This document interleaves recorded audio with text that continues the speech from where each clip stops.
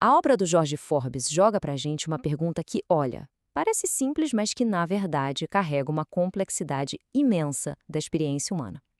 Vamos explorar juntos as reflexões bem provocadoras que ela propõe sobre as nossas escolhas e a natureza, digamos, estranha do desejo. Sabe aquela sensação de lutar muito, muito mesmo por alguma coisa e quando finalmente consegue, o que vem é um vazio inesperado? Pois é, esse paradoxo tão comum é a questão central que a gente vai analisar hoje com base nas ideias do livro. Então, vamos começar por esse ponto, que é fundamental. Esse paradoxo que aparece bem no momento da conquista. Por que será que a satisfação parece escapar bem na hora em que ela deveria ser mais forte?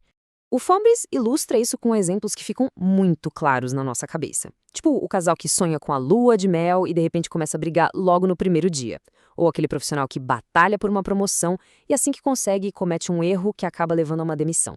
É um padrão que mostra um desencontro profundo entre o que a gente busca e o que de fato nos move. Mas o ponto mais interessante dessa análise é que essa ansiedade não é só um problema individual, não. Ela está enraizada numa transformação social gigantesca, uma verdadeira mudança de era que virou as regras do jogo de cabeça para baixo. A mudança é nítida. A gente saiu de uma era industrial, toda organizada na vertical e hierárquica, onde as instituições e a figura paterna davam uma espécie de manual de instruções para a vida. Existia um caminho mais ou menos claro. Agora, na era da globalização, a gente vive em redes horizontais, sem um padrão único que sirva de guia para todo mundo. E a consequência direta disso é, olha, monumental. Sem um manual, sem uma autoridade externa para dizer o que é certo ou errado, o peso de cada escolha, de cada direção, recai inteiramente sobre os ombros de cada um de nós. E isso nos leva direto ao conflito central da vida moderna. A liberdade de escolha, que em tese deveria ser algo maravilhoso, muitas vezes se transforma numa fonte de angústia, gerando um sentimento bem profundo de solidão. Essa citação da obra é crucial. O que a gente chama de estresse moderno é, em grande parte, o medo de decidir. Cada escolha por um caminho significa, obrigatoriamente, a perda de todos os outros. E lidar com essa perda constante é o grande desafio de hoje. E aqui a gente vê uma coisa fascinante sobre o nosso jeito de lidar com a insatisfação. Reclamar é um ato coletivo, né? Une as pessoas em volta de um problema comum, de um culpado. Já o desejo, a escolha de verdade, é um ato solitário. Ninguém pode desejar ou decidir no lugar de outra pessoa. É um ato de pura responsabilidade pessoal. Tá, mas então se desejo é tão angustiante, qual é a solução? A análise nos convida a mudar completamente de perspectiva. Em vez de enxergar o desejo como um problema, a gente passa a vê-lo como a principal força que nos impulsiona. A virada de chave está bem aqui. Para a psicanálise de Jacques Lacan, o desejo não é um sinal de falha ou fraqueza. Pelo contrário, desejar é a prova de que o mundo não nos basta, de que ele é incompleto. E é justamente essa percepção da falta que nos move para criar, para inventar e para buscar algo novo.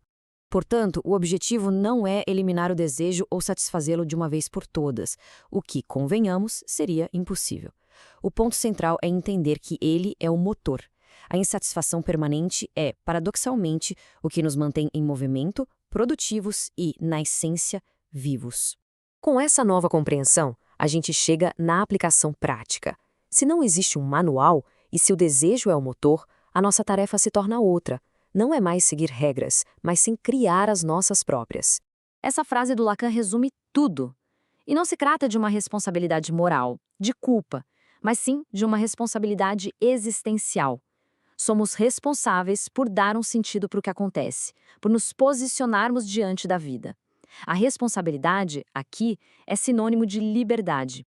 Então, como aplicar isso no dia a dia? Primeiro, aceitando que a dúvida faz parte do jogo. Segundo, trocando a paralisia da queixa pela coragem da ação, mesmo que ela seja solitária. E terceiro, e talvez o mais importante, assumindo o papel de autor da própria vida, inventando as respostas que não vêm prontas de fora. No fim das contas, essa é a reflexão que a obra nos deixa. Diante da falta de garantias e de caminhos prontos, a pergunta se volta para cada um de nós. A página está em branco. E a responsabilidade e também a incrível oportunidade de escrever nela é inteiramente nossa. Essa análise que a gente acabou de apresentar é um trabalho de curadoria da equipe aqui do canal Terceiro Cérebro. Nós criamos o canal especialmente para um público que, assim como a gente, busca conhecimento profundo, crescimento contínuo e, acima de tudo, liberdade pessoal. Se esse conteúdo trouxe reflexões valiosas, considere curtir, comentar e compartilhar. A sua inscrição no canal é o que nos permite seguir produzindo análises como esta. O seu apoio é realmente essencial para a continuidade do projeto. Ah, e para quem quiser aprofundar ainda mais nesses temas, a análise completa está disponível lá no nosso blog. O endereço é terceirocérebro@blogspot.com.